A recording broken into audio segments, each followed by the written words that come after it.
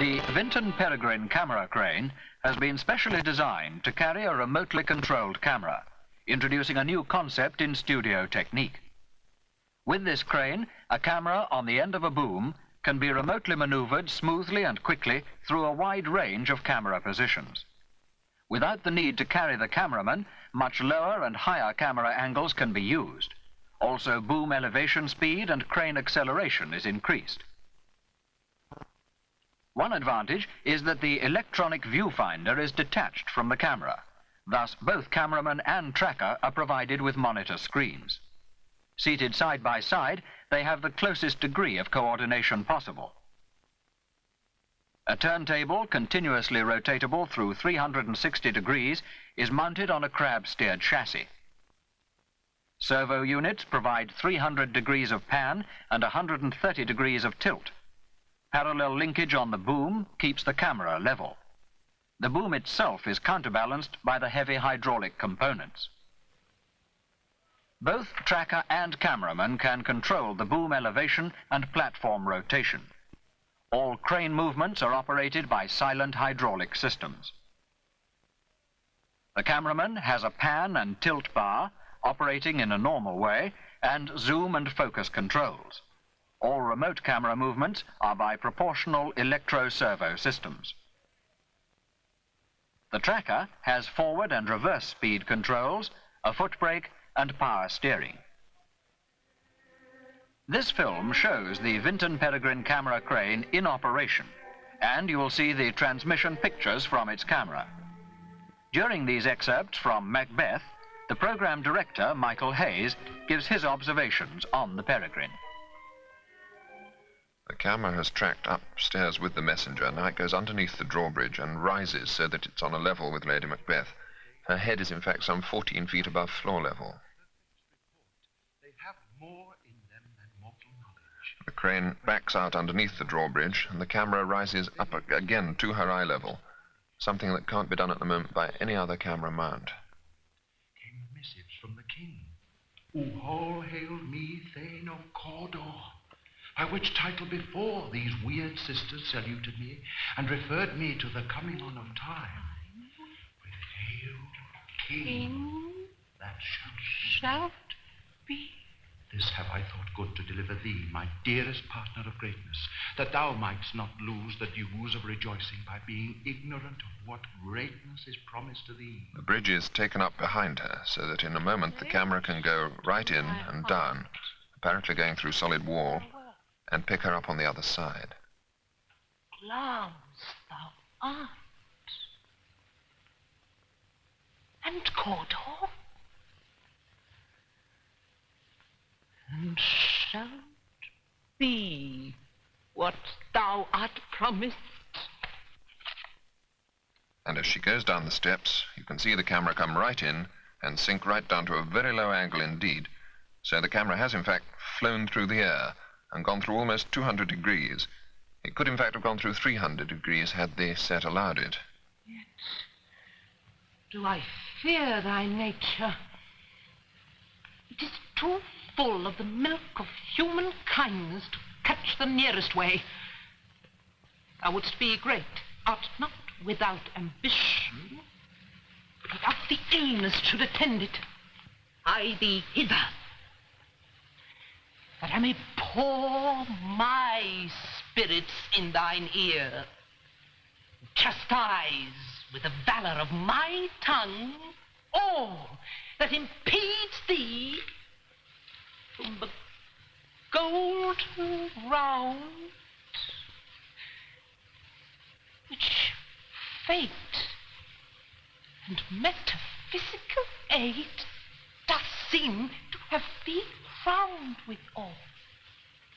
My lady!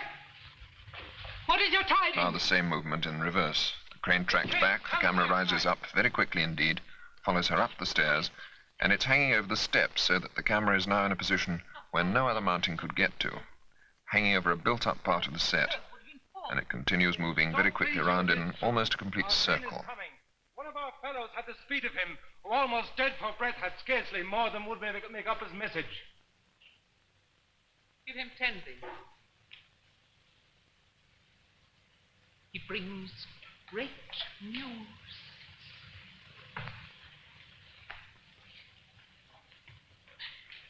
The camera goes in. Again, it's over the steps, and he's able to hold her in quite a large close-up. One of the points of this crane is its ability to track smoothly while holding a fairly close shot. You can see here this smooth tracking movement has just started. You spirits that tend on mortal thoughts. Now watch the same scene as the transmission camera saw it. Here, the raven himself is hoarse, that croaks the fatal entrance of Duncan under my battlements. Come, you spirits, tend on mortal thoughts, and sex me here, and fill me from the crown to the toe, top full of direst cruelty. Make thick my blood, stop up the access and passage to remorse, that no compunctious visitings of nature shake my fell purpose, nor keep peace between the effect and it. The following passage is one which could quite easily be done by any existing conventional camera mounting, but we thought it very important to demonstrate that the Peregrine can do conventional camera work as well as the more sensational type of shot. This whole sequence, or series of sequences, has been shot in one continuous take, but purely as a means of demonstrating the crane. It's not anticipated that anyone would normally want to shoot a complete production on one camera in this way, and in fact no cameraman would want to face the prospect of shooting quite so continuously. And pour thee in the dunnest smoke of hell, that my keen knife see not the wound it makes, nor heaven peep through the blanket of the dark to cry, hold! Here is a very quick sink down to an exceedingly low shot to bring in the fire, and a quick move in, exceedingly quick this one, to pick up the entrance of Macbeth. Worthy Coulter, greater than both, by the all-hail hereafter.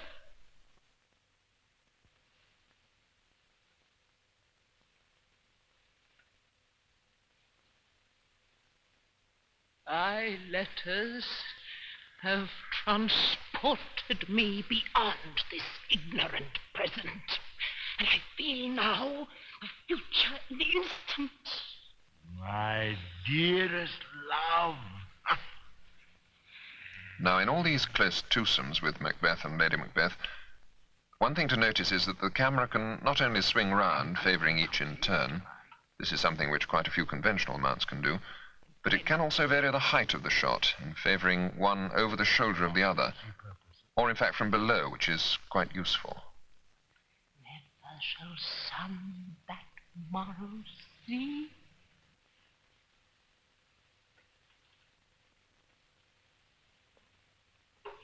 Here the camera pans round very smoothly to favour her. The camera could in fact move in any line that the producer requires. It can follow them in absolutely any direction. It's not bound at all by a fixed tracking line, not even a curved one.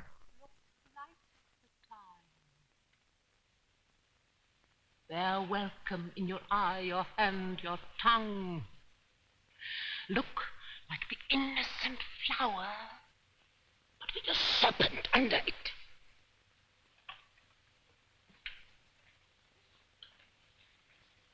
He that's coming must be provided for. And you shall put this night's great business into my dispatch, which shall, to all our days and nights to come, give solely sovereign sway and masterdom.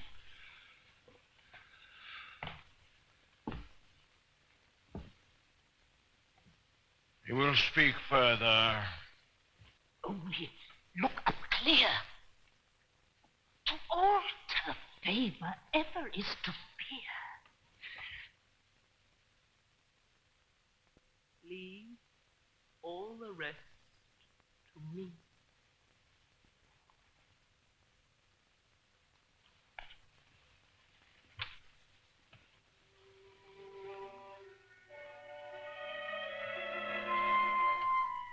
Another interesting point, of course, is the time it takes for the camera and crane to adopt another position when they're not on the air.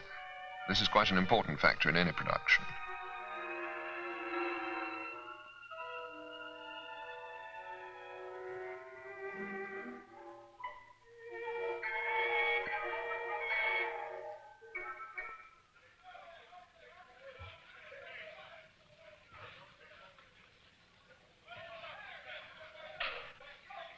Now, although this long tracking shot down the table and into a medium close-up of Macbeth could very easily be done by practically any conventional crane once again, it's very interesting to see what happens in a moment when Macbeth rises. If 'twere done, when 'tis done, then 'twere well 'twere done.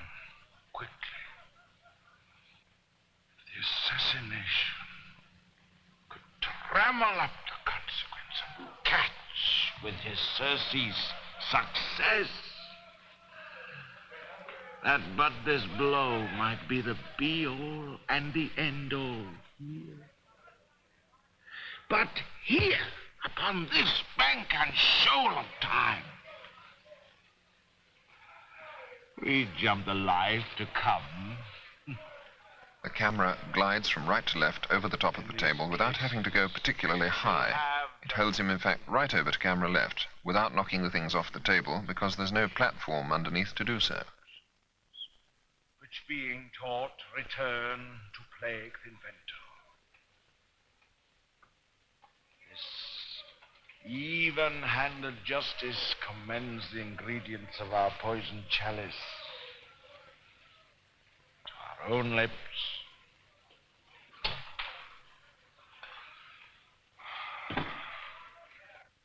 There could have been an even lower angle shot here if it had not been for the flare from the light at the top rear of the set. Here in double trust. First, as I am his kinsman and his subject, strong both against the deed. Then as his host, who should against the murderer shut the door, not bear the knife myself. Besides... Now, in this next action, which you'll see in a moment, the camera rises in a spiraling action from what was a low-angle shot to an extremely high-angle shot. It goes through its full height range. Rises right over his head, looking down almost vertically. Will plead like angels, trumpet-tongued against the damnation of his taking off, and pity like a naked newborn. The camera hangs completely over him.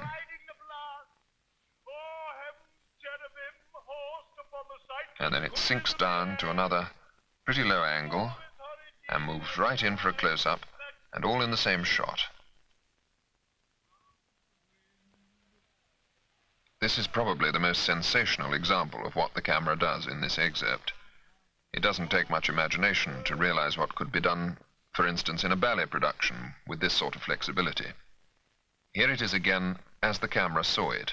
Besides, this Duncan has borne his faculties so meek, been so clear in his great office, that his virtues will plead like angels, trumpet-tongued against the damnation of his taking off, and pity like a naked newborn babe striding the blast. Oh, heaven's cherubim, horsed upon the sightless couriers of the air, will blow this horrid deed in every eye, that tears shall drown the wind.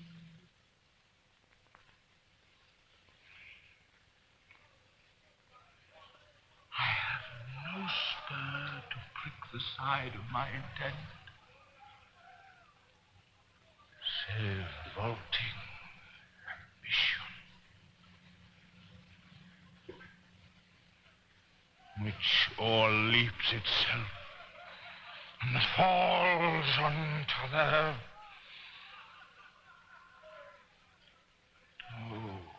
How now, what news? He has almost supped. Why have you left the chamber? Hath he asked for me? Oh, you not he has. We will proceed no further in this business.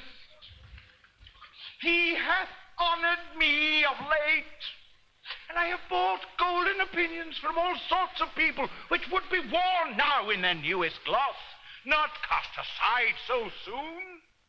The movement during this next very complicated piece changes direction entirely, so that we're looking first through and then right along the partition. And wakes it now to look so pale and green at what it did so freely. From this time such I account thy love. Art thou afeard to be the same in thine own act and valor as thou art in desire? Wouldst thou have that which thou esteemest the ornament of life, and live a coward in thine own esteem, letting I dare not wait upon I would, as the poor cat in the adage? Prithee, please. The crane now crabs quickly round the end of the partition and tracks into a close-up of the actors in the next set, changing direction very smoothly and quickly. Beast, what's then that And here's another example of favouring one over the shoulder of the other. When you durst do it, then you were a man. And to be more than what you were, you would be so much more the man. An important point to bear in mind is that these excerpts were from a 35-minute production taped after only 4 hours of rehearsals. Also, the crew had but 18 hours of operating experience with this crane. The film shows, nevertheless, the tremendous possibilities available with the Vinton Peregrine.